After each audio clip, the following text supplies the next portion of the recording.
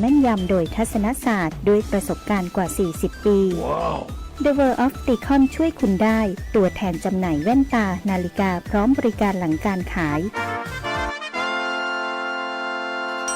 มาเลยที่ The World of Ticon มุมแยกกาดน้ำทองถนนภูเก็ตตำบลนาจักอำเภอเมืองแพร่จังหวัดแพร่โทร 0819520545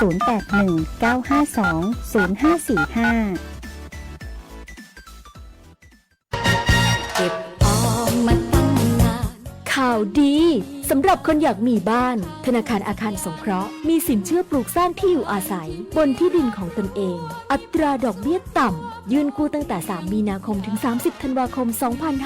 2568 อนุมัติและทำนิติกรรมภายใน 30 ธันวาคม 2568 ผ่อนสบายสูงสุด 40 ปี กรณีทำประกันสินเชื่อดอกเบี้ยเดือนที่ 1-6 0.89% ต่อปี และกรณีไม่ทำประกันสินเชื่อดอกเบี้ย 1.29% ต่อปี วงเงินในโครงการมีจำนวนจำกัดติดต่อสอบถามที่ธนาคารอาคารสงเคราะห์สำนักงานสาขาแพร่ 054-621-490-5 ธนาคารอาคารสงเคราะห์ทำให้คนไทยมีบ้านดูแลผูกพัน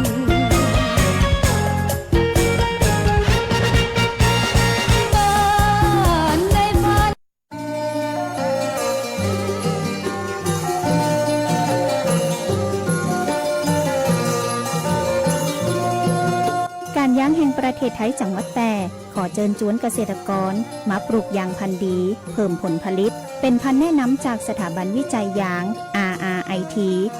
251 กับ RRIT 3904 ยางพันธุ์ดี RRIT 251 เปลือกหนาปานกลางต้านทานโรคได้ดีทรงผุ่มใหญ่เหมาะกับปื้นตีราบระยะการปลูกบ่ควรต่ำกว่า3 คูณ 5 เมตรส่วนยางพันธุ์ดี RRIT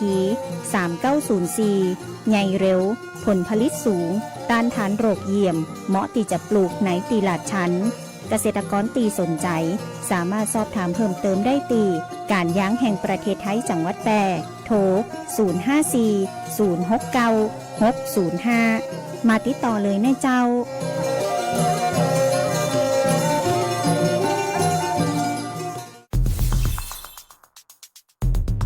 แค่ 3 ปีความเสียหายจากอาชญากรรมไซเบอร์ของคนไทยพุ่งทะลุถึง 94,000 ล้านบาทหรือเฉลี่ยปีละ 30,000 ล้านบาททุก1 ชั่วโมงเราเสียเงินกว่า 3.4 ล้านบาทให้กับมิจฉาชีพออนไลน์โจรไม่เห็นใจคนอาชีพไหนอายุเท่าไหร่สถานะทางการเงินแบบใดหมอพ่อค้านักธุรกิจนักเรียนแม่บ้านข้าราชการเกษียณทุกคนตกเป็นเหยื่อได้เสมอและวันหนึ่งอาจเป็นคุณหรือคนที่คุณรักเพราะจุดอ่อนร่วมของเหยื่อคือความเร่งรีบขาดสติหรือแม้แต่บางครั้งก็เกิดความโลภจนเกินไปอย่าปล่อยให้การกดคลิกเดียวลิงก์เดียวทำให้โจรยิ้มกว้างวันนี้ถึงเวลาแล้วที่คนไทยทุกคนจะต้องร่วมมือกันสร้างภูมิคุ้มกันอาชญากรรมไซเบอร์ช่วยกันหยุดก่อนที่ภัยไซเบอร์จะทำให้คนที่คุณรักและตัวคุณเองกลายเป็นเหยื่อ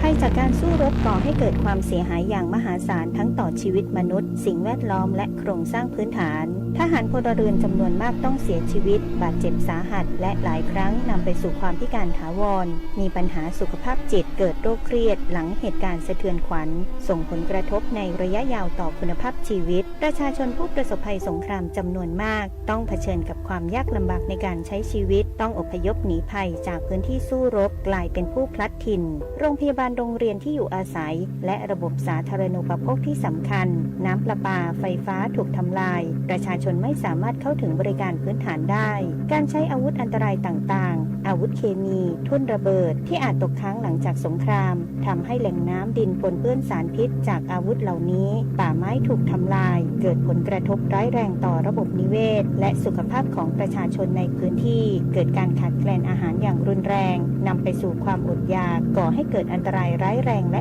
ยาวนานภัยเหล่านี้ไม่ใช่เพียงเรื่องของทหารในสนามรบเท่านั้นแต่เป็นภัยพิบัติที่ส่งผลกระทบต่อทุกภาคส่วนของสังคมรู้ภัยเข้าใจรับมือได้สำนักงานประชาสัมพันธ์ที่ 3 กรมประชาสัมพันธ์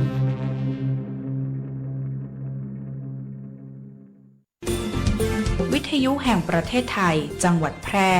FM 91 MHz ให้ความรู้คู่ความสุข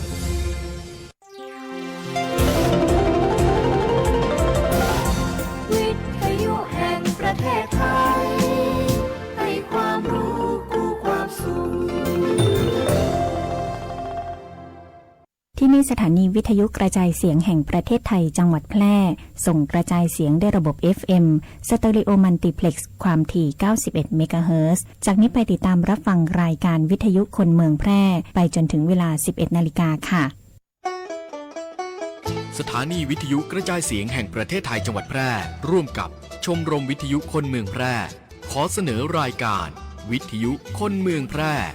หลากหลายสาระความรู้สุขภาพคลังสมองภูมิปัญญาวัฒนธรรมท้องถิ่นสารพันอาชีพเด็กเยาวชนและสังคมหมอกฎหมายทนายชาวบ้านติดตามรับฟังได้ที่นี่ทุกวันจันทร์ถึงศุกร์ 10:10 นถึง 11:00 นทางสถานีวิทยุกระจายเสียงแห่งประเทศไทยจังหวัดแพร่ FM 91 MHz วิทยุคนเมืองแพร่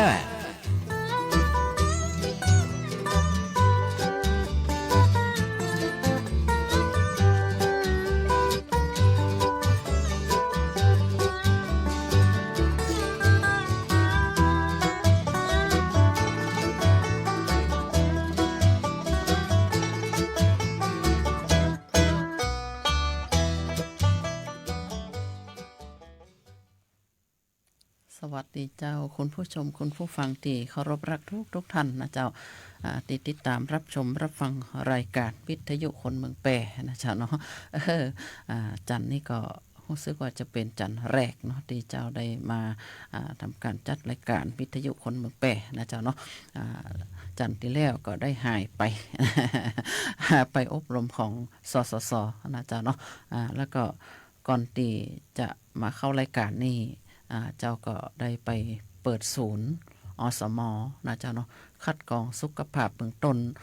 ตีทำการชุมชนเพชรรัตน์ของเฮาเพราะว่าอสมทุกชุมชนต้องคัดกรองสุขภาพคือกับพ่อแม่พี่น้องที่โซนที่เฮาดูแลนะเจ้าเนาะอันนี้ก็อสมก็หลายท่านหลายคนเฮาก็มารวมตัวกันเปิดศูนย์นะเจ้าเนาะทุกโซนเปิดศูนย์ตรงนั้นก็ถือว่าเป็นอสมเนี่ยเป็นอาสาสมัครรับนโยบายของกระทรวงสาธารณสุขที่เปิ้นบอกว่าอสมต้องเป็นหมอคนที่หนึ่งดูแลสุขภาพพ่อแม่พี่น้องนะเจ้าเนาะช่วงนี้นะเจ้าก็เป็นช่วงที่ว่าอากาศยังหนาวอยู่นะเจ้าเนาะรายการวิทยุคนเมืองแปรของเฮาเนี่ยก็ออกอากาศตั้งแต่วันจันทร์ถึงวันศุกร์นะเจ้าเนาะ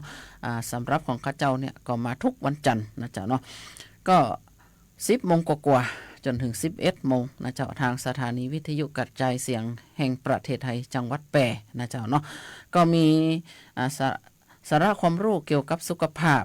นะสารพันอาชีพนะศิลปะวัฒนธรรมเด็กเยาวชนและสังคมหมอกฎหมายทนายเจ้าบ้านเขาก็สลับซับเปลี่ยนกันมาเจี๊ยทุกวันนะเจ้าเนาะถ้าหากว่าท่านใดมีสาระความรู้เกี่ยวกับสุขภาพหรือว่ามีเรื่องดีๆที่จะมาอู้มาเล่าให้กับหลายๆท่านหลายๆคนนะเจ้าได้รับหู้เกี่ยวกับสาระดีๆนะเจ้าท่านโทรมาได้นะเจ้าเนาะเจ้ายินดีนะเจ้าเนาะยินดีที่จะเป็นสื่อกลางให้กับทุกท่านนะเจ้าเนาะโทรมาได้นะเจ้าเนาะตีเบอร์โทร0545235516ท่านโทรเข้ามาเจ้าก็จะได้เอามาเผยแพร่ให้กับเปื่อนๆหรือว่าปอแม่ๆปีๆน้องๆนะเจ้าตีรับฟังรับชมรายการวิทยุคนเมืองแปรของเฮาเนี่ยนะเจ้าเนาะวันนี้ก็ตรงกับวันจันทร์ที่12 มกราคม 2569วันนี้ก็มีหลายเรื่องนะเจ้าเนาะก็มีเกี่ยวกับการปฐมพยาบาลเบื้องต้นนะเจ้าเดี๋ยวจะเล่าให้ฟังเด้อนะเพราะว่าจากที่เฮาไปอบรมมาเนี่ยเจ้าได้อย่างมาพ่องก็เมื่อได้ความรู้ใหม่ๆมาเจ้าก็จะมาถ่ายทอดให้กับทุกท่านได้รับฟังกันนะเจ้าเนาะแล้วก็มาถึงการออกกำลังกายนะการออกกำลังกายทุกคนออกกำลังกายได้หมดนะเจ้าเนาะบอกว่าจะเป็นคนที่มีสุขภาพดีรวมถึงผู้ป่วยติดเตียงเนี่ยก็สามารถออกกำลังกายได้เช่นเดียวกันนะเจ้าเนาะเดี๋ยวจะเล่าให้ฟังเนอะนะสิทธิการรักษาพยาบาลเจ็บป่วยฉุกเฉินวิกฤตนะฟรีนะเจ้าเนาะฟรีที่ทุกคน ต้องรับรู้นะเจ้าเนาะและก็มีเรื่องของไวรัสตับอักเสบ C ไวรัสตับอักเสบ B นะเจ้าเนาะก็ช่วงท้ายๆนะเดี๋ยวถ้าว่าตันจะเอามาเล่าให้ฟังนะเจ้าเนาะแล้วก็จะออกบ้านไปไหนนะเจ้าเนาะช่วงเนี้ยฝุ่น PM 2.5 เนาะมันก็กำลังจะทวีความรุนแรงนะเจ้าเนาะเพราะว่าฝุ่นกับหมอกเนี่ยผสมกันมาโดยที่เขาบอกมองด้วยตาเปล่าบ่เห็นนะเจ้าเนาะแล้วก็เขาจะรู้สึกสัมผัสได้นะเจ้าเนาะบางครั้งบางทีเนี่ยฝุ่นเนี่ยนะเจ้าเนาะเขาหายใจเข้าไปเนี่ยรู้สึกว่ามันจะอึดอัดเนาะอึดอัดแล้วก็รู้สึกว่าระคายเคืองคอโดยนะเจ้าเนาะแล้วก็ช่วงท้ายๆเจ้าก็จะมาเล่าถึงเกี่ยวกับลูกนะแพ้อาหารนะมันเป็นจะใดอาการมันนะเจ้าเนาะออกบ้านไปไหนท่านก็ใส่แมสเนอร์นะเจ้าเนาะเพราะว่าช่วงนี้ไข้หวัดใหญ่สายพันธุ์ A กำลังระบาดอย่างรุนแรงนะเจ้าเนาะอาการมันก็จะหนักกว่าโควิดนะเจ้าเนาะช่วงเดือนก่อนเนี่ยเจ้าก็ได้ป่วยเป็นโรคโควิดนะเปิ้นบอกว่าลองโควิดนะโอ้เจ้าอาการบ่ค่อยดีเลยนะเจ้าเนาะช่วงนั้นอึดอัดมากเลยนะอึดอัดแล้วยังบ่ปอนะสู้ผอมลงตัวนะเจ้าเนาะเขาห้องว่าลองโควิดนะโอ้ดีกะเนาะเจ้าเนาะถ้าเฮาบอกใจธรรมะเข้าจ่วยเนี่ยนะเจ้าเนาะแต่คนอื่นก็แต่ละท่านแต่ละคนเนี่ยเป็นโควิดท่านก็คงจะมีวิธีของท่านนะแต่ละท่านแต่ละคนเนี่ยจะมีวิธีการบ่เหมือนกันนะเจ้าเนาะอย่างเจ้าเนี่ยก็ใจธรรมะนะเจ้าเนาะเจ้าก็นั่งสวดมนต์ภาวนาแล้วก็ออกกำลังกายเบาๆนะเจ้าเนาะโหบางอันเนี่ยนะเจ้าเนาะร่างกายบ่ค่อยฟื้นนะเจ้าเนาะบางท่านบางคนเนี่ยเปิ้นบอกว่า3 เดือนปุ่นนะเจ้าเนาะเจ้าเนี่ยเดือนกว่าๆนะเจ้าเนาะเดือนกว่าๆสุมาจะกินอย่างมาได้เลยนะเข้าเนี่ยเกี่ยวเป็นแป้งเลยนะเจ้าเนาะเกี่ยวเป็นแป้งทำให้เจ้าสูบผอมลงนะเจ้าในช่วงมีอยู่ช่วงนึงนะเจ้าเนี่ยผอมลงขนาดนักเลยนะเจ้าเนาะเพราะว่าเป็นลองโควิดนะเจ้าเนาะอาการลองโควิดเนี่ยโควิดเนี่ยเปิ้นเป็นกันมาเมินนะเจ้าเนาะแต่เจ้าเนี่ยเพิ่งเป็นครั้งแรกนะครั้งเดียวนะเจ้าเนาะเจ้าก็บ่ฮู้ว่าอาการมันเป็นจะได้เนาะโอ้ส่วนของเจ้าเนี่ยเจ้าอู้ได้เลยนะเจ้าเนาะว่าอู้อ่อนเพลียมากเลยนอนก็บ่ค่อยหลับตัวนะเจ้าเนาะเปิ้นรับกันดีนะเจ้าเนี่ยบ่ค่อยหลับบ่ค่อยนอนนะยังพอนะเข้าก็กินบ่ได้เกี่ยวเข้าเนี่ยเจ้าเนาะสมาร์ทกำแรกเนี่ยก็เป็นแป้งแล้วนะเจ้าเนาะกำที่2น่ะเอาน้ำแอมตัวนะเจ้าเนาะเจ้าก็ฝืนนะเจ้าเนาะเจ้าก็ฝืนนั่งสวดมนต์ภาวนาโดยไปนะเจ้าเนาะเพราะฉะนั้นนะเจ้าเนาะโดยเฉพาะกลุ่มเปราะบางเนี่ยท่านต้องรักษาสุขภาพเนอะเนาะเพราะว่ายิ่งช่วงเนี่ยมันเป็นช่วงฤดูแล้งเนี่ยอากาศก็แห้งแล้งแล้วยังบ่ปอเนี่ยฝุ่น PM 2.5 แล้วก็ไข้หวัดใหญ่แหมนะอากาศก็มาเย็นลงแหมนะเจ้าเนาะช่วงนี้อากาศเย็นลงเยอะเลยนะเจ้าเนาะเย็นลงกว่าช่วงก่อนๆที่ผ่านมานะเจ้าเนาะตอนแรกเจ้าก็นึกว่ามันจะบ่ค่อยหนาวแล้วนะเจ้าเนาะใครว่าช่วงเนี้ยอากาศหนาวเนี่ยนะเจ้าใครจะคิดว่าจะบ่มียุงนะเจ้าเนาะแต่ยุงหลายเนี่ยยังระบาดอยู่นะบางท่านบางคนเนี่ยหลายท่านหลายคนเนี่ยจิตติเจ้าทราบข่าวมาเนี่ยก็บอกว่าเป็นไข้เลือดออกนะเจ้าเนาะเปิ้นบอกว่าหน้าหนาวสมัยก่อนเนี่ยมันจะบ่มียุงหลายแล้วนะเจ้าเนาะถ้าหน้าฝนก่อนจะมียุงหลายเนี่ยแต่ปีนี้นะอากาศมันเปลี่ยนแปลงเจ้ายุงลายมันปรับสภาพตัวเข้ากับวิกฤตเข้ากับสภาพอากาศได้อย่างดีนะเจ้าเนาะเปิ้นก็มีการพัฒนาตัวของเปิ้นเองนะเจ้าเนาะก็ทำให้การเกิดโรคไข้เลือดออกขึ้นนะเจ้าเนาะแล้วก็หลายท่านหลายคนเนี่ยก็ป่วยเป็นโรคไข้เลือดออกนะท่านอย่าชะล่าใจนะเจ้าเนาะยุงลายนี่ระบาดทุกเวลานะเจ้าเนาะทุกฤดูกาลนะเพราะว่าเขาปรับตัวสภาพของตัวเขาเองนะเพราะฉะนั้นท่านก็รักษาสุขภาพตัวนะเจ้าเนาะจะออกบ้านไปไหนท่านก็ใส่แมสเนอร์นะเจ้าเนาะถ้าหากว่าแมลงมาเนี่ยหมอกสัก3 โมง 4 โมงน่ะยุงมันออกอาละวาดเลยนะเจ้าเนาะถ้าอย่างในบางครั้งในตัวเมืองตัวของเฮาเนี่ยบางทีเนี่ยใครอย่าคิดว่ามันบ่อาละวาดนะยุงลายนะแต่มองด้วยตาเปล่าไปเห็นนะเจ้าเนาะเจ้าการที่ว่าอสม.ของเฮาเนี่ยเปิดศูนย์คัดกรองสุขภาพเบื้องต้นเนี่ยอันนี้มันเป็นนโยบายของทางรัฐบาลนะเจ้าเนาะอย่าง18 ชุมชนในเขตเทศบาลเมืองและก็ห หลายๆตีในหลายท้องที่นะเจ้าเนาะเปิ้นก็เปิดศูนย์คัดกรองสุขภาพเบื้องต้น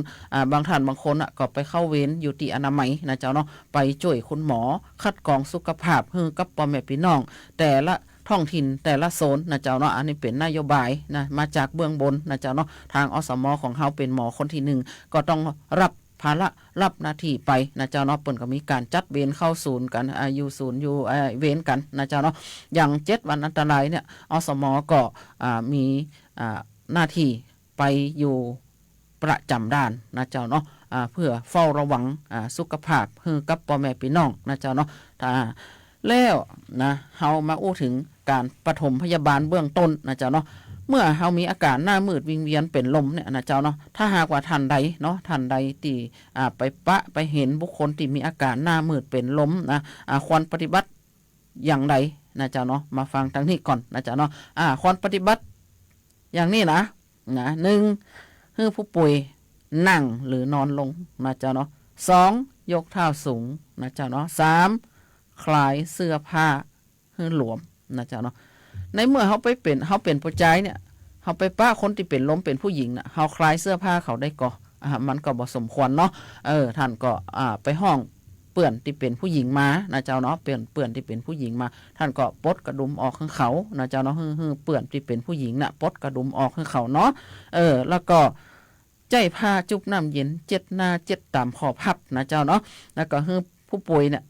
ดื่มน้ำหรือน้ำหวานนะให้จิบน้อยๆไว้ก่อนนะเจ้าเนาะบ่ดีว่าให้เขาดื่มบึกกำเดียวมันบ่ได้นะเจ้าเนาะก็ก่อยๆนะเจ้าเนาะนะถ้าหากผู้ป่วยรู้สึกตัวภายใน5 นาทีนะอันนี้ก็เป็นสิ่งที่ดีแล้วก็ให้ท่านเนี่ยเรียกรถพยาบาลนะเจ้าเนาะข้อควรระวังนะเจ้าเนาะข้อควรระวังก็คือห้ามจับผู้ป่วยยืนหรือลุกนั่งทันทีอันนี้คือเอานั่งเลี้ยวก็บ่ได้นะเอาลุกเลี้ยวก็บ่ได้นะบดีเอาเปิ่นลุกเตือนะเจ้าเนาะแล้วก็บดีเอานอนหลับทันทีทันใดเลยนะเจ้าเนาะก้อยๆเนาะก้อยๆเอาลงนอนแล้วก็มีไอ้อย่างมาลองไอ้หัวเขาไว้นะเจ้าเนาะถ้าหากว่าสถานการณ์ในตัดหันมันบ่มีอย่างแต่นะเจ้าเนาะอาจจะมีขอนไม้เนาะท่านก็เอาเสื้อผ้าเนี่ยไปปกนะไปหุ้มขอนไม้แล้วก็เอาให้ผู้ป่วยนอนนะเจ้าเนาะก็ยกหัวสูงนิดนะเจ้าเนาะแล้วก็ห้ามให้ผู้ป่วยรับประทานอาหารหรือเครื่องดื่มที่มีคาเฟอีนหรือแอลกอฮอล์นะเจ้าเนาะอันนี้มันบ่ดีเนาะจะทำให้หัวใจหรือว่าเลือดสูบฉีดเร็วจนเกินไปอาจจะน็อกก็ได้นะเจ้าเนาะอาจจะน็อกนะเนาะเฮามาอู้ถึงเรื่องของโรคลมชักนะเจ้าเนาะโรคลมชักนี่มันเป็นจัดใดเนาะมันเป็นโรคระบบทางเดินของประสาทนะเจ้าเนาะของระบบประสาทติปะได้บ่อยที่สุดนะเจ้าเนาะเกิดจากกระบวนการหรือว่าการรบกวนของกระแสไฟฟ้าในสมองนะเจ้าเนาะอันเนี้ยนะถ้าหากว่ากระแสไฟฟ้าในสมองเนี่ยมันเกิดการรบกวนเนี่ยมันก็จะมีอาการต่างๆอย่างเช่นจักหรือกระตุกนะหมดสติตาข้างนะบ่ฮู้เรื่องนะเจ้าเนาะอันเนี้ยอาการพวกเนี้ยเป็นอาการเบื้องต้นนะเจ้าเนาะสาเหตุเนาะนะสาเหตุก็ยังบ่ค่อยทราบแน่ชัดต่อใดนะเจ้าเนาะอันนี้มันเป็นภาวะของร่างกายของแต่ละคนนะเจ้าเนาะแต่เชื่อว่าเกิดจากปัจจัยหลายอย่างนะหลายอย่างที่มันรวมกันเนาะเช่นพันธุกรรมนะบางคนก็มีพันธุกรรมที่จักนะเจ้าเนาะบางคนก็มีพันธุกรรมเป็นลมบ้าหมูนะเจ้าเนาะอุบัติเหตุนะอุบัติเหตุกระใจนะบางคนบางท่านเนี่ยไปเกิดอุบัติเหตุเอาสมองไปน็อกนะเจ้าเนาะอันนี้ก็จะมีอาการจักเช่นเดียวกันนะเจ้าเนาะการติดเชื้อในสมองนะอันนี้ก็เช่นเดียวกันนะเจ้าเนาะภาวะขาดออกซิเจนในสมองนะภาวะขาดสารอาหารนะเจ้าเนาะเนี่ยมันก็จะเป็นภาวะที่ว่าเนี่ยเฮือจักได้นะเจ้าเนาะท่านก็ต้องระมัดระวังนะเจ้าเนาะโรคลมจักเนี่ยเขาจะบ่ฮือขับรถนะเจ้าเนาะบ่ฮือขับรถเพราะฉะนั้นใครที่เป็น โรคลมจักมีประวัติจักเนี่ยบ่ควรจะขับรถนะเจ้าเนาะอาจจะเนี่ยคือท่านประสบอุบัติเหตุเป็นอาจจะประสบอุบัติเหตุได้นะเจ้าเนาะเพราะฉะนั้นถ้าหากว่าท่านใดหรือว่าท่านมีญาตินะที่ว่าเป็นโรคลมจักเนี่ยท่านก็ระมัดระวังนะจะบ่ได้ให้เขาไปขับรถนะเจ้าเนาะเฮามาอู้ถึงผู้ป่วยติดเตียงนะผู้ป่วยติดเตียงนะออกกำลังกายด้วยตัวเองนะออกได้จะใดนะเจ้าเนาะออกได้จะใดนะควรปฏิบัติจะใดนะเจ้าเนาะแล้วก็ทำการเคลื่อนไหวจ้านะเจ้าเนาะผู้ป่วยติดเตียงเนี่ยเขาจะเนี่ยอย่างเลี้ยวบ่ได้นะเจ้าเนาะหากว่ามีอาการเจ็บเนี่ยก็ควรหยุดก่อนเพราะคือเขาเนี่ยเตือนะการออกกำลังกายผู้ป่วยติดเตียงเนี่ยออกได้จะใดนะเจ้าเนาะออกได้กะบางคนบางท่านบอกว่าเป็นผู้ป่วยติดเตียงเนี่ยอย่าออกกำลังกายได้จะใดนะเจ้าเนาะอันนี้ถ้าหากว่าท่านบ่เคลื่อนไหวเนี่ยนะลำไส้อาจจะอุดตันนะเจ้าเนาะนะออกได้จะใดนะเจ้าเนาะอย่างเช่นเป็นผู้ป่วยติดเตียงนะลูกบ่ได้แต่ขาก็พอจะมีแหงอยู่นะบางท่านบางคนก็กำลังแขนก็ดีอยู่นะเจ้าเนาะท่านก็ใจวิธีคือว่าเนี่ยจะได้คือช่วงล่างของท่านออกกำลังกายได้นะจะท่านก็เอาไม้มาเป็นข้าวเนาะเอาไม้มาเป็นข้าวจะเนี่ยนะเป็นข้าวปุ๊บเนี่ยท่านก็มีหลอกเนาะมีหลอกน้อยๆเนี่ยท่านก็เอาเจือกเนี่ยใส่หลอกเนี่ยพ่วงไปหาตีนพุ่นนะสมมาเตอร์เนาะเนี่ยคือเป็นบ่วงเนาะเอาตีนเนี่ยเป็นบ่วงหมอกใส่ตีนได้นะเจ้าเนาะเมื่อแขนมีกำลังนะเจ้าเนาะเมื่อแขนมีกำลังท่านก็คือผู้ป่วยเนี่ยเอาแขนเนี่ยดึงเนาะดึงปุ๊บเนี่ยท่านเป็นคนจ่วยให้เขาเอาขาเนี่ยเอาสมมาตรปลายตีนเนี่ยใส่หลอกไว้ให้นะใส่หลอกไว้ให้เขาเอามือตั้งเอามือจักนะเจ้าเนาะเมื่อเขาจักปุ๊บนะจักขึ้นจักลงเนี่ยมันก็จะสามารถที่ว่าออกกำลังกายขาได้นะเจ้าเนาะแล้วก็สมมุติว่าขาข้างเนี่ยนะออกกำลังกายไปได้สักประมาณ10 กรัม10 ข้าง20 ข้างนะท่านก็เปลี่ยนให้เขาออกข้างขวาเรานะเจ้าเนาะตอนแรกท่านออกข้างซ้ายแล้วก็ให้ท่านเปลี่ยนออกจากข้างซ้ายไปเปลี่ยนข้างขวาท่านก็เอาเขาห้องว่าบ่วงนะเจ้าเนาะบ่วงนะใส่ปลายเท้าไว้แล้วก็ให้คนป่วยเนี่ยออกกำลังไปกายไปนะเจ้าเนาะอันนี้มันเป็นการขยับขยื่นถ้าหากว่าท่านบอกขยับขยื่นเนี่ยลำไส้เนี่ยอาจจะอุดตันก็ได้นะเจ้าเนาะการออกกำลังกายเนี่ยทุกท่านทุกคนออกได้ผู้ป่วยติดเตียงเนี่ยเมื่อแขนขาดีเขาก็ต้องออกกำลังกายของเขาเองนะเจ้าเนาะถ้าบ่อันลำไส้อุดตันแล้วปุ๊บเนี่ยนะมันเป็นอย่างที่ลำบากนักขึ้นแหมนะเจ้าเนาะถ้าหากว่าท่านออกกำลังกายเนี่ยจะทำให้กล้ามเนื้อของท่านแข็งแรงนะเจ้าเนาะท่านมีโอกาสนะเจ้าเนาะมีโอกาสที่ว่าอย่างสมมติว่าผู้ป่วยที่ว่าประสบอุบัติเหตุหรือว่าผู้ป่วยที่หลายๆท่านหลายๆคนน่ะที่เป็นแขนขาอ่อนแรงเนี่ยบางคนเนี่ยเป็นแขนอ่อนแรงขาอ่อนแรงแต่ข้างสมมติว่าอ่อนแรงข้างซ้ายน่ะข้างขวาก็ยังมีกำลังอยู่นะเจ้าเนาะท่านใจหลอกเนาะถ้าสมมติว่าแขนข้างซ้ายบ่มีแฮงเอาแขนข้างขวาเนี่ยเอาแขนข้างขวาเนี่ยเจ้าเนาะเป็นตัวดึงนะเจ้าเนาะเป็นตัวดึงจะนี่นะเจ้าเนาะดึงจะนี่ท่านก็จะได้ขยับขยื่นจะเนี่ยคือท่านกล้ามเนื้อของท่านแข็งแรงขึ้นนี่นะเจ้าเนาะถ้าสมมุติว่าเท้าของท่านบ่มีกำลังท่านก็ใจมือเนาะดึงนะเจ้าเนาะท่านก็ต้องแปลงหลอกเข้าเปิ้นเหียนะเจ้าเนาะยืดให้แน่นนะเจ้าเนาะเขาห้องว่าใจเล็กเนี่ยออกเป็นสี่เหลี่ยมนะเจ้าเนาะเป็นสี่เหลี่ยมแล้วท่านก็เอาหลอกเนี่ยเข้าออกติดเนี่ยนะเจ้าเนาะอันนี้เจ้าก็เคยไปกายภาพผู้สูงอายุหลายท่านหลายคนนะเจ้าเนาะเจ้าก็แนะนำให้ญาติเขาเนี่ยเจียนะเจ้าไปดูหลายท่านหลายคนนะเจ้าเนาะแล้วก็สมมติเจ้าไปดูซิปเนี่ยนะ8 คนเนี่ยจะเดินได้นะเจ้าเนาะเพราะว่าแฮม2 คนเดินได้ก็แต่เดินได้แต่บ่ค่อยเต็มร้อยต่อใดเขาก็จะพยายามนะเจ้าเนาะเปิ้นบอกว่ากายต้องเคลื่อนไหวใจต้องนิ่งนะเจ้าเนาะนิ่งยังไงนะคือท่านก็ต้องสวดมนต์นะเจ้าเนาะสวดมนต์ภาวนาไปนะเจ้าเนาะสวดมนต์นะให้จิตใจเฮาสงบนิ่งธรรมะเนี่ยนะเจ้าเนาะเป็นเกราะป้องกันขอห้องว่าภัยอันตรายต่างๆเนี่ยจะเข้ามาสู่ตัวเฮาบ่ได้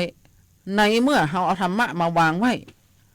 เฮาบ่ได้สวดบ่ได้ท่องมันก็เหมือนอย่างกับว่าเฮามีธรรมะอยู่เหมือนกันแต่เฮาบ่ได้เปล่งวาจาออกมาในเมื่อเฮาเปล่งวาจาออกมาเขาว่าเขตปริยเขตนะเหมือนเฮาล้อมได้สายศีลไว้เนี่ย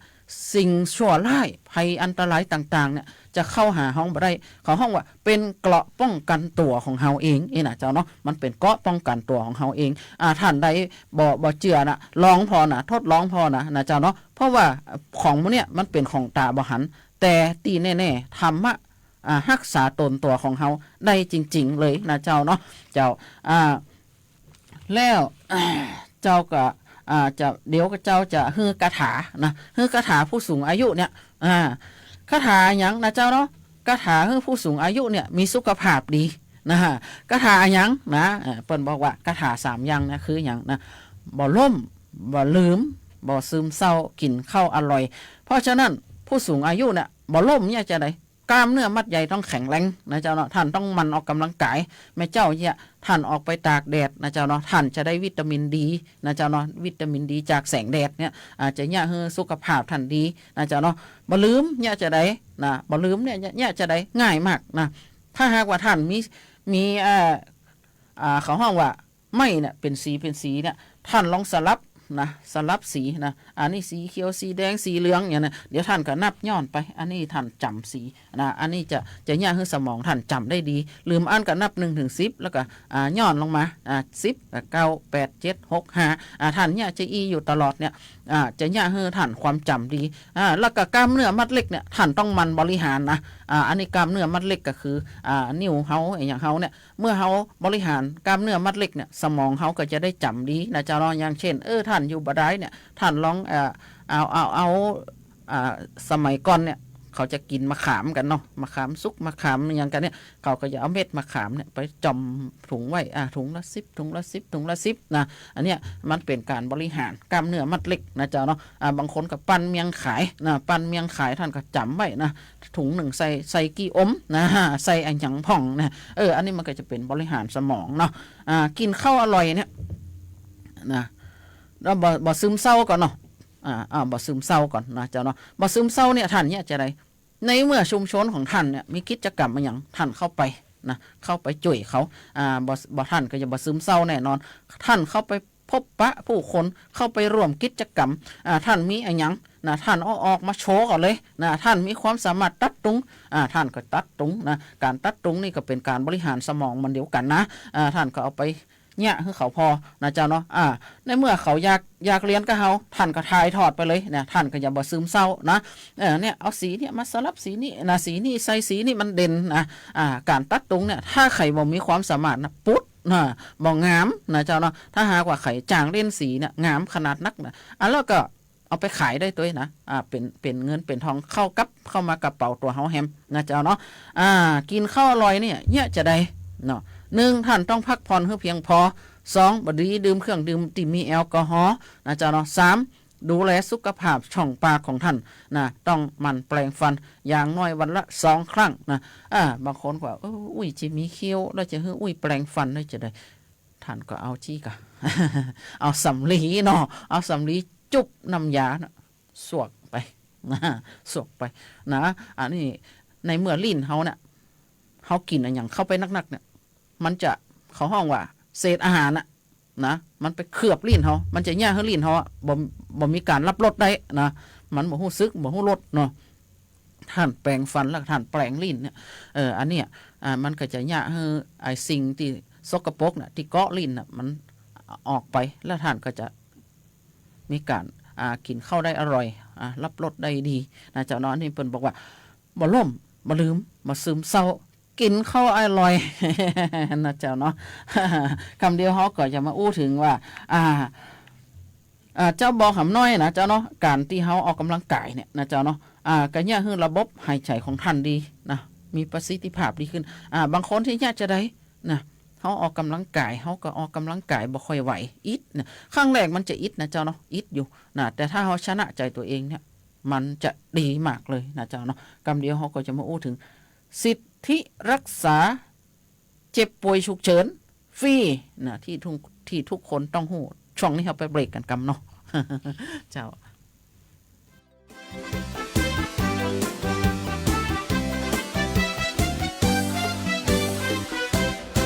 สมัยเก่าเป็นเล่ากันมากบเขียดปูปลาหมูมากาไก่ปูกับคน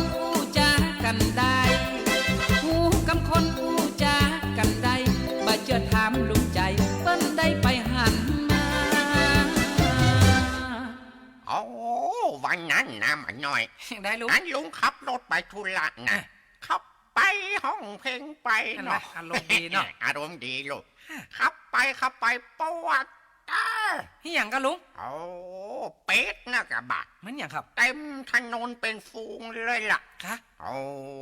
อีลุงตกใจนะ แล้วยังไงอ่ะ แต่แกรถป้า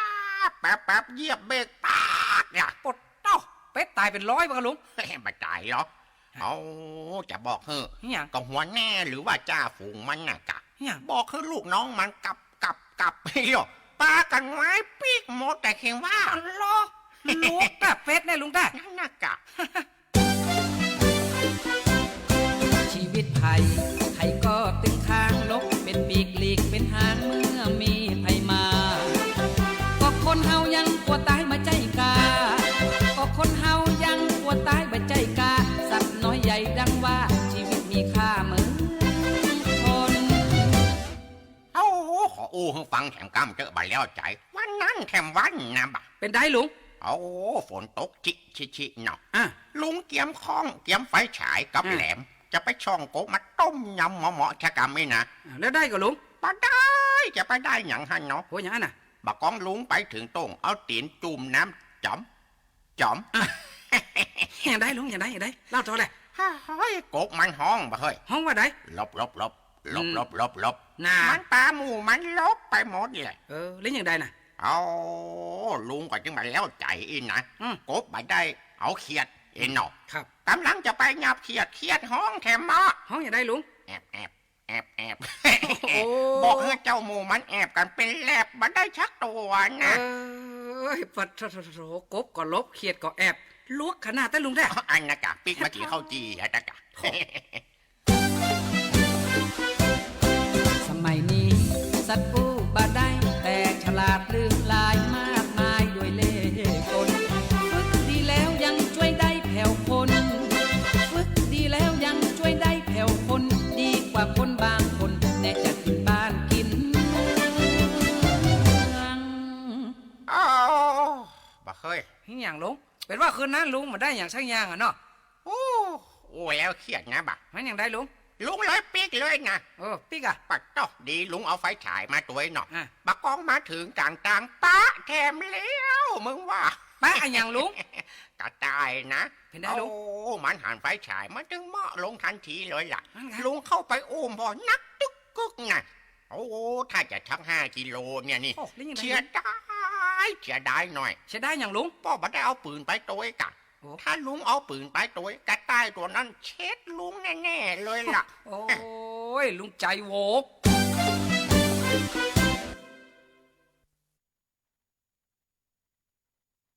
สำนักงานคปภ.มีภารกิจหลักในการกำกับดูแลเพื่อธุรกิจประกันภัยดำเนินไปอย่างถูกต้องตามหลักธรรมาภิบาล ส่งเสริมให้ประชาชนเข้าถึงระบบประกันภัยได้ในทุกมิติ คุ้มครองสิทธิผู้ยากประกันภัยเพื่อได้รับความเป็นธรรมอย่างแท้จริง พร้อมอยู่เคียงข้างผู้คนในทุกช่วงเวลาของชีวิต ทุกเรื่องประกันภัยโทรสายด่วนคปภ. 1186 เว็บไซต์ oic.or.th Line Official @oicconnect และสำนักงานคปภ.จังหวัดทั่วประเทศคปภ.คุ้มครองผู้ทำประกันภัยคุ้มครองคุณ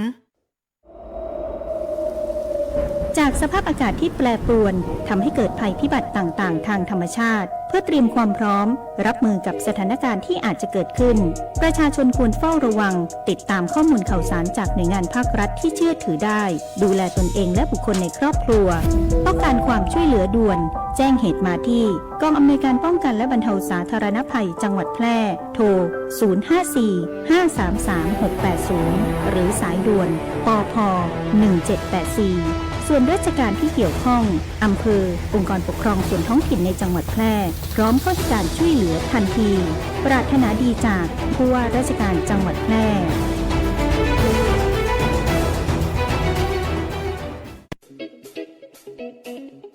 ขับขี่ปลอดภัยเมืองไทยไร้อุบัติเหตุ ด้วยความปรารถนาดีจาก สวท.แพร่ FM 91 เมกะเฮิรตซ์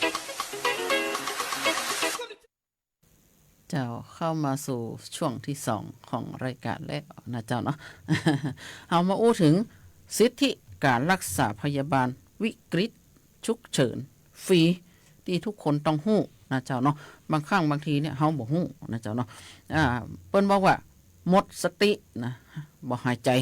นะเจ็บหน้าอกเฉียบพลันแขนขาอ่อนแรงเข้าข่ายภาวะฉุกเฉินถึงแก่ชีวิตนะเจ้าเนาะอาการพวกเนี้ยรักษาฟรี72 ชั่วโมงแรกนะใจบัตรประชาชนยืนยันตัวตนอาการนะเจ้าเนาะบางทีนะก็บ่ได้รับสิทธิ์นะเจ้าเนาะเพราะว่าท่านบ่ได้ฮู้รายละเอียดกันนะเจ้าเนาะเปิ้นบอกว่าอาการในห้องนะเจ้าเนาะอาการในห้องนะเจ้าเนาะที่ได้รับสิทธิ์ก็คือ1หมดสติบ่ฮู้สึกตัวนะเจ็บหน้าอกเฉียบพลันนะ2หายใจเร็วหอบเหนื่อยรุนแรงนะหายใจติดขัดแล้วก็มีเสียงดังด้วยนะเจ้าเนาะ3ซึมลงเหงื่อแตกตัวเย็นนะ4เจ็บหน้าอกเฉียบพลันรุนแรง5แขนขาอ่อนแรงครึ่งซีกบ่ได้แบบปัจจุบันทันด่วนหรือจักต่อเนื่องโดยบ่หยุดนะเจ้าเนาะ6อาการอื่นที่มีผลต่อการหายใจระบบไหลเวียนโลหิตและระบบสมองที่เป็นอันตรายต่อชีวิตนะเจ้าเนาะอาการโมเนี้ยเขาบอกว่าเพิ่นบอกว่าเป็นสิทธิรักษาเจ็บป่วยฉุกเฉินฟรีนะเจ้าเนาะ6อาการที่เจ้าโอตะกี้นะเจ้าเนาะแล้วเจ้าจะมาโอ้ถึงเรื่องไวรัสตับอักเสบ B ไวรัสตับอักเสบ C นะเจ้าเนาะอันท่านหลายคนก็เล่น TikTok กันเนาะเปิ้นบอกว่าตั้งแต่มีอสมเนี่ยโลกนักขนาด ชิใจจะอันนะเจ้าเนาะก็คือว่าอสมเนี่ยคัดกรองสุขภาพเบื้องต้นเนาะเปิ้นว่าจีเนาะอสมเนี่ย รับนโยบายมาก็คัดกรองเนาะคัดกรองหาโรคเนาะเปิ้นว่าเนาะ ทุกวันนี่กระใจนะเจ้าเนาะบางท่านบางคนว่าตั้งแต่อสมมาคัดกรองเนี่ยบึกก็เป็นโน่นเป็นนี่นะอันนี้นี่มันบ่ใจนะเจ้าเนาะคือว่ารู้เร็วนะรักษาทันนี่นะเปิ้นว่าอย่างนี้นะเจ้าเนาะถ้าเฮาบ่ฮู้เร็วเนี่ยมันก็รักษาบ่ทันเปิ้นบอกว่าป้องกันไว้ก่อน ป้องกันไว้ก่อนดีกว่าไปรักษานะอย่างสมมุติว่าตื่นเจ้ามาเนี่ยนะอสมหลายท่านหลายคนก็เป็นคนประกาศข่าวในชุมชนเนาะประกาศหอกระจายข่าวนะก็จะอู้เรื่องโรคต่างๆนะโดยเฉพาะโรค NCD เนี่ยนะตื่นเจ้ามาเนี่ยโรค NCD เนี่ยพร้อมที่จะเข้ามาสู่ร่างกายของเขาได้ทุกเมื่อถ้าเราเชิญเขาเข้ามาในร่างกายนะตื่นเจ้ามาเกาะกับหัวผมแบบจะแหนเข้าร่างกายเขาละนะทำไมเจ้าถึง OG ก็เพราะว่าเขาน่ะเจิญเปิดเข้าตัวตนของเขาเองโดยการกินนะเจ้าเนาะกินอากาศนะเจ้าเนาะแล้วก็หลายๆอย่างนะเจ้าเนาะโรค NCD เนี่ยมันมาพร้อมกันหมดมันหักกันยิ่งกว่าปีกว่าน้องครับนะปีน้องเนี่ยยังมีทะเลาะเบาแหว่งกันนะหลายสาเหตุหลายปัจจัยที่ย่างปีน้องพิษหัวกันเนี่ยโรค NCD เนี่ยบ่พิษหัวกันนะปีไปก่อนน้องไปตุย ความดันไปแล้วก็ไขมันตุยมาแล้วนะไขมันตุยมากะเอาละคันนี้โรคไตโรคเบาหวานตุยมาลุบๆนะเปิ้นหักกันยิ่งกว่าปีกว่าน้องนะมาทะเลาะกันนะไปไหนตุยกันไปนะตื่นเจ้ามาเนี่ยยืนรอหน้าบ้านพร้อมที่จะเข้าสู่ตัวเฮาถ้าเฮาเชิญเขาเข้ามาทางอากาศอาหารการกินนะเจ้าเนาะอันนี้เปิ้นบอกว่าเฝ้าระวังป้องกันโรค NCD ด้วยตัวของเราเองเปิ้นบอกว่าป้องกันไว้ก่อนดีกว่าเจ็บป่วยแล้วก็มารักษาอันนี้คือเสียงบประมาณของตัวเองแล้วก็เสียงบประมาณของทาง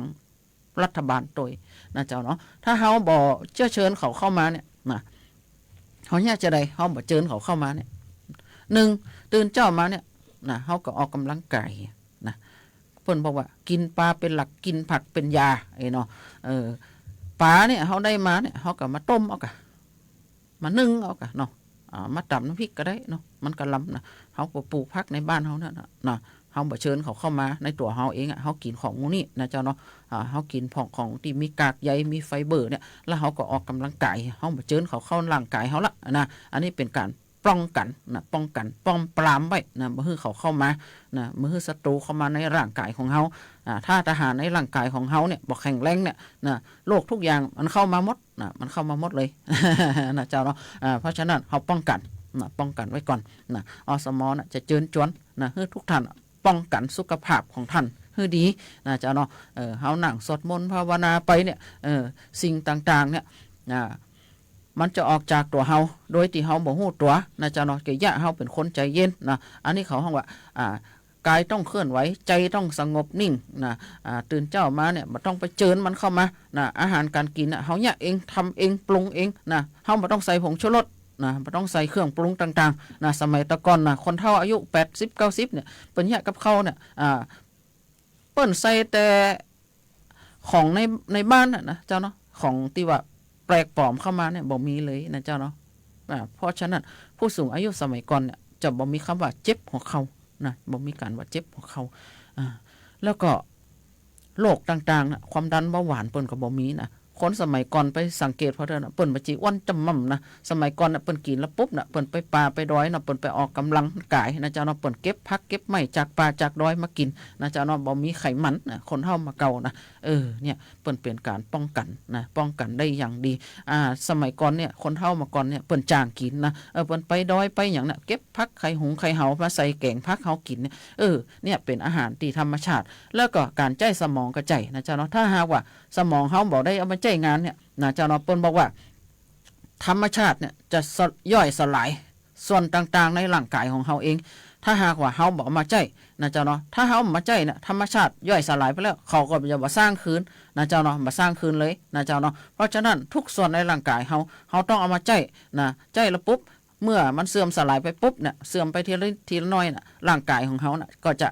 สร้างขึ้นมาทดแทนนะเจ้าเนาะอันนี้เพิ่นบอกว่าเป็นธรรมชาติของเขานะเจ้าเนาะเฮาก็มาอู้ถึงเรื่องไวรัสตับอักเสบบีนะเจ้าเนาะเปิ้นติดต่อจะได้นะติดต่อผ่านทางเลือดและก็สารคัดหลั่งทางเพศสัมพันธ์ทางเลือดการใจเข็มฉีดยานะจากการจากที่ว่าบางครั้งบางคนเนี่ยนะใจเข็มฉีดยามั่วสุมกันนะเจ้าเนาะการใจเข็มฉีดยารวมกันโดยที่ท่านบ่ได้เปลี่ยนเข็มเนี่ยมันเป็นหลายสาเหตุของโรคนะจะเป็นโรคไวรัสตับอักเสบบีหรือว่าไวรัสตับอักเสบซีหรือมาอันโรคเอดส์นะเจ้าเนาะโรคเอดส์นะเพราะฉะนั้นการใจเข็มฉีดยาวัยรุ่นบางครั้งบางคนเนี่ยหูเท่าบ่ถึงการนะเจ้าเนาะ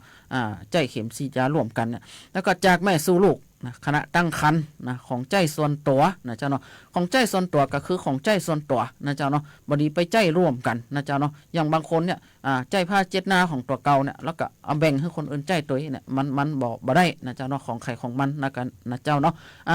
การใจของร่วมกันเนี่ยอย่างเจ้าอู้ตะกี้เนี่ยมันแหมหลายโรคนะที่ตัวมาจะเป็นไข้หวัดโควิดอย่างเนี้ยนะเจ้าเนาะ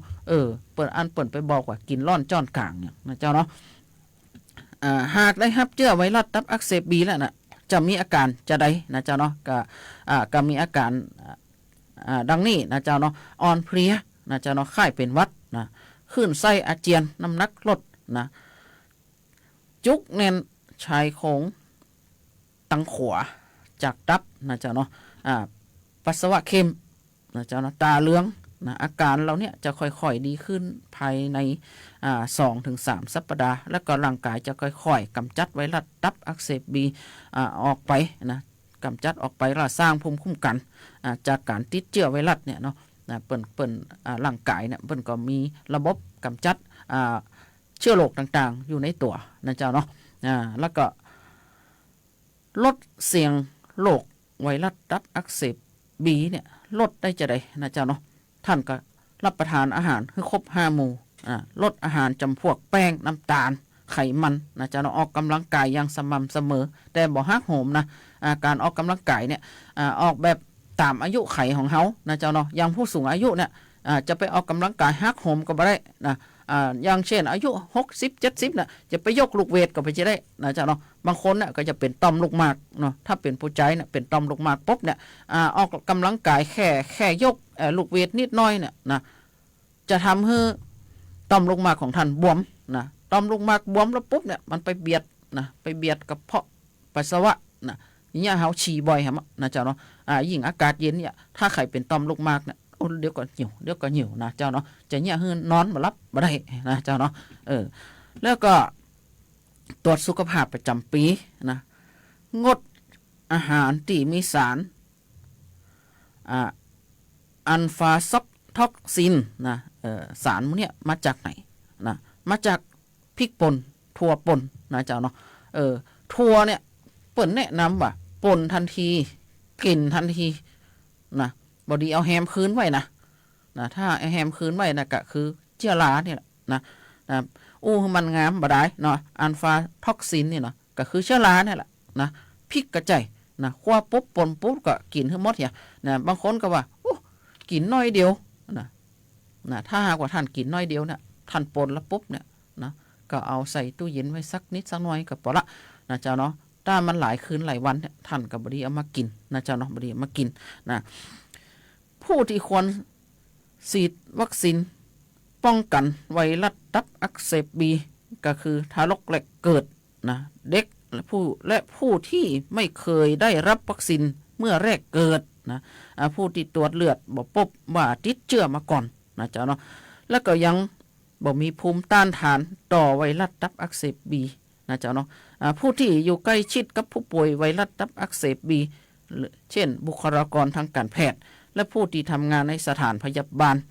ผู้ป่วยโรคตับเรื้อรังผู้ป่วยโรคไตเรื้อรังที่ได้รับการฟอกไตนะผู้ป่วยเรื้อรังชนิดนี้นะต้องเป็นคนที่ป่วยเรื้อรังในการฟอก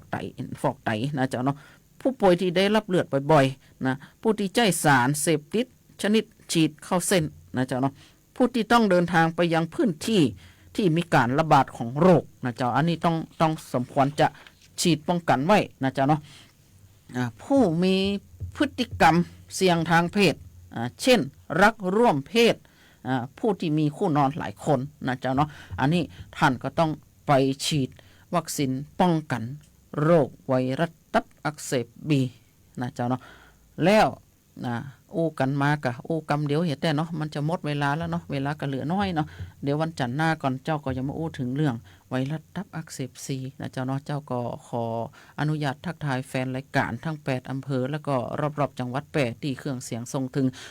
คุณลุงโรดนะเจ้าเนาะลุงโรดบ้านแม่คำมีปุ่นนะป้าดานะเปิ่นหนังยิบพาฟังกันหันอยู่อีนะแถวนี้ก็มีนะตุงต้อมนี่นะคุณแม่ทศพรนะเปิ่นแม่ทศพรอึ้งตระกูลนี่เปิ่นเป็นอสมนะโอ้อันนี้เปิ่นทำงานเก่งมากเลยนะเจ้าเนาะแล้วก็แฟนเพลงต่างบ้านโตนปุ่นนะอย่างคุณส้มโอนะส้มโอนี่เปิ่นมีฟาร์มเฮ็ดนะเจ้าเนาะเฮ็ดทุกชนิดตอนนี้เปิ่นกำลังเพาะเจือเฮ็ดอยู่นะเจ้าเนาะแล้วก็ตังปุ่นตวยนะตังบ้านบกปงปุ่นนะปลาล้มนะเจ้าเนาะเปิ่นก็นั่งกนข้าวต้มอยู่หั่นนะเจ้าเนาะข้าวต้มเปิ่นล้ำนะนี่เปิ่นขายนะขายติกัดบกปงเนาะก็ขออนุญาตทักทายแฟนรายการทางหน้า Facebook ตวยนะเจ้าเนาะทางหน้า Facebook นี่ก็มีสวัสดีเจ้าคุณอัมพานะคุณอัมพาสวัสดีเจ้าคุณสายน้ำบ่ไหลคืนนะเจ้าเนาะสวัสดีเจ้าคุณพี่อุดรฤทธิชัยนะสวัสดีเจ้าคุณการจนาสวัสดีค่ะคุณปวีนานะเจ้าเนาะสวัสดีเจ้าคุณส้มโอสวัสดีเจ้าคุณป้าอำพันธ์บ้านนาหลวงสวัสดีเจ้าคุณพี่สุรีรัตน์นะเจ้าขอบคุณจัดหนักเนื้อตีฐานมอบดอกกุหลาบดอกไม้งามๆมาสวัสดีเจ้าคุณพัฒนาโพธิมูลนะเจ้าขอบคุณดอกกุหลาบสวยๆเน้อนะเจ้าแล้วก็หูหัวใจงามๆมาสวัสดีเจ้าคุณป้าจำนงอินตะสุขนะอันนี้แฟนรายการประจำแล้วก็ขอบพระคุณผอ.สวัสดิ์ทแล้วก็เจ้าหน้าที่ที่เปิดคุมเสียงฮื้อนะเจ้าเนาะเดี๋ยวเจ้าก็จะได้เปิดเพลงให้กับทุกท่านฟังจนจบรายการนะเจ้าเนาะสำหรับวันนี้ข้าเจ้ามายุรีกระใจก็จะขอกล่าวคำว่าสวัสดีเจ้า ปักกะตื่นปักกะตื่นปักกะตื่นปัก กะตื่นปักกะตื่นปักกะตื่น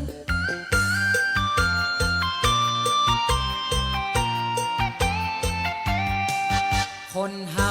จะตู้จะรวยดวงจะสวยหรือว่าดวงจะขึ้น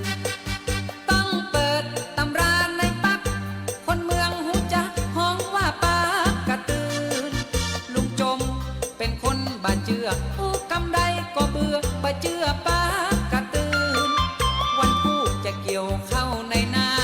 ไปหาครูบาเปิดตำราตึงคืน โอ้ไว้ฉาอันตุลุงเจ้า วันพวกนี้จะเกี่ยวเข้าไหนนะมันจะเป็นวันดีก็ครับ โยมโจมกะ เปิดปักกระตือนพอก่อนนอเกียง59เสียติดกับจันนี่60เสียวันอังคาร482เสียชุกกับปุด371เสียวันเสาร์กับวันพัดโอ้วันพวกนี้เป็นวันกาละกินีเป็นวันใจยทึดบดีเกี่ยวเตือกมันเป็นวันฮ้อนวันไหม้เนอะ บัดแต่กาตุลุงมันจะแน่ชัก2%นี่จ้างคนไว้หั่นเป็น10 คนจำเป็นได้เกี่ยวเหรอกาจ้ะ ถ้าบ่เชื่อก็ตามใจลุงโจมเถอะเนอะ